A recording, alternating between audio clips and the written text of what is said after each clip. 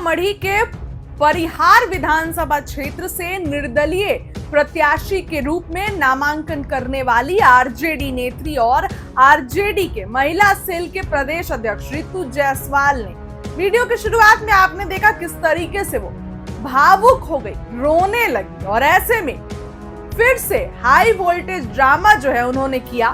नामांकन खत्म होने के बाद रितु जायसवाल ने डुमरा के विश्वासनाथपुर में एक जनसभा को संबोधित किया।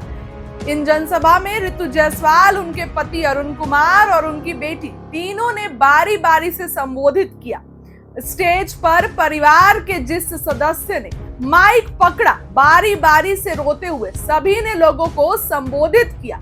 रितु जायसवाल ने कहा कि उन्हें परिहार के बजाय सीतामढ़ी के बेलसंड से आरजेडी ने टिकट दिया, लेकिन उनका प्राण परिहार के जनता में बसता है। उन्होंने कहा कि अभी भी उन्हें तेजस्वी यादव पर यकीन है। नाम वापसी की स्थिति तक पार्टी ने जिस आरजेडी प्रत्याशी को मैदान में उतारा है, उनको नाम वापसी के लिए कह दिया जाएगा। बहुत गारंटी के साथ वो ये कह रही हैं कि उनको अभी भी बिहार के नेता प्रतिपक्ष और पूर्व डिप्टी सीएम तेजस्वी यादव पर भरोसा है कि अभी भी नामांकन के जो है वो जब तक समय है तब तक जो है वो नाम वापस ले लिया जाएगा। हालांकि उन्होंने निर्दलीय लड़ने का ऐलान किया क्योंकि उन्हें परिहार से ही टिकट चाहिए था। आरजेडी की तरफ से उन्हें बेलसंड से टिकट मिल रहा था। खैर, रितु जायसवाल का पूरा बयान सुनिए, क्या कुछ जो है वो कहती नजर आ रही।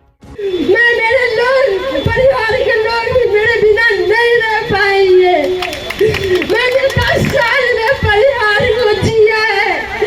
जब बाहर आया था मैं अपने पंचायत की मुखिया थी, लेकिन पंचायत में लोगों की मदद करने के लिए कोई नहीं आया।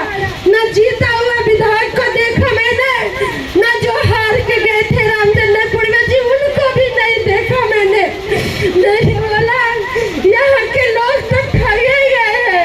न जीता हुआ बाढ़ में आया, न हारा हुआ बाढ़ में आया। यहाँ की जनता तो जिता के भी हार गई। यहाँ की जनता तो जिता के भी हार गई। वहाँ पे सीट उनको मिल रहा है, वो यहाँ पे आएंगे क्योंकि मम्मी को आप लोगों की जरूरत है। 5 साल से मम्मी ने हर दिन काम किया है, अपनी स्किन चला दी। उनका हेल्थ क्या था, हॉस्पिटल जाने की नौबत पड़ी, लेकिन मम्मी ने हर दिन काम किया है। मैं जब 10 साल की थी मुझको हॉस्टल में छोड़ दिया। मुझको बोला कि बेटा मैं जा रही हूँ गाँव। मुझको तो बहुत बुरा लगा उस टाइम पे कि मम्मी मेरे साथ नहीं रहेंगी। लेकिन जब मैं हॉस्टल में थी तो मम्मी हमेशा मुझे कहानियाँ बताती थी आप लोगों की कि आज हमने ये किया, आज मैंने उसको बचाया, आज मैंने उसको हॉस्पिटल लेके गई। तो मुझको अच्छा लगता था कि मम्मी जहाँ है वो खुश है। मम्मी मुझसे पूछती थी कि क्या तुम्हारी तबीयत खराब है? मैं बोलती थी नहीं मम्मी, मुझको 102 फीवर होता था, तब भी मैं कुछ नहीं बोलती थी क्योंकि मम्मा को आप लोगों का चिंता है। मैं अगर खुदगर्ज बन जाऊँ, मैं बोलूँ कि बस मेरी मम्मी है, तो आप लोगों को दोस्त बनेगा। मेरा नहीं हुआ है। मुझे आज भी लगता है कि अभी अपना वापस लेने में 2 दिन का वक्त है कि कोई अपना नॉमिनेशन जो है वो वापस ले ले।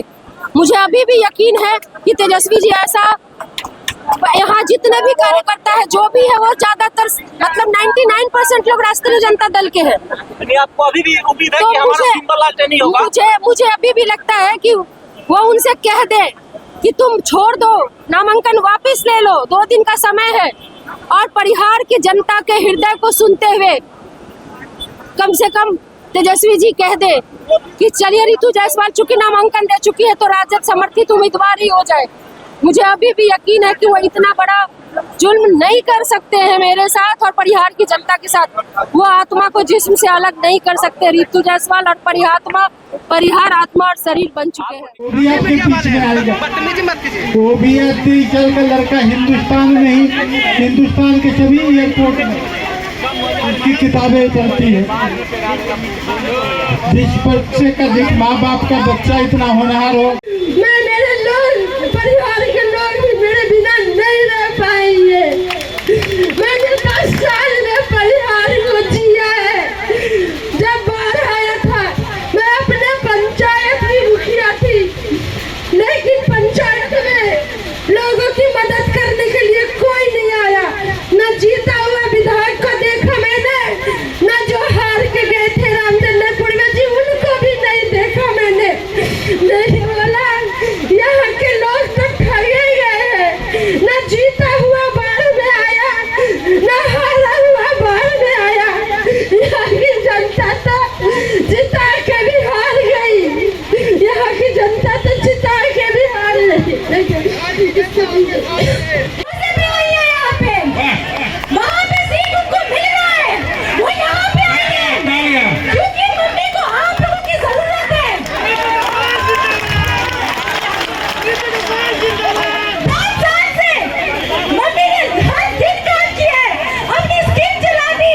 उनका हेल्थ क्या था, हॉस्पिटल जाने की नौबत पड़ी, लेकिन मम्मी ने हर दिन काम किया है। मैं जब 10 साल की थी मुझको हॉस्टल में छोड़ दिया। मुझको बोला कि बेटा मैं जा रही हूँ गाँव। मुझको तो बहुत बुरा लगा उस टाइम पे कि मम्मी मेरे साथ नहीं रहेंगी।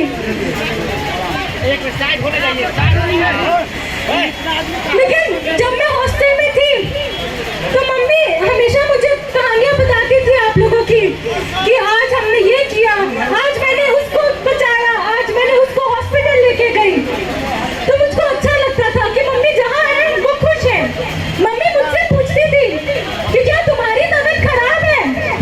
मैं बोलती थी नहीं मम्मी, मुझको एक सदों फीवर होता था तब भी मैं कुछ नहीं बोलती थी, क्योंकि मम्मा को आप लोगों का चिंता है।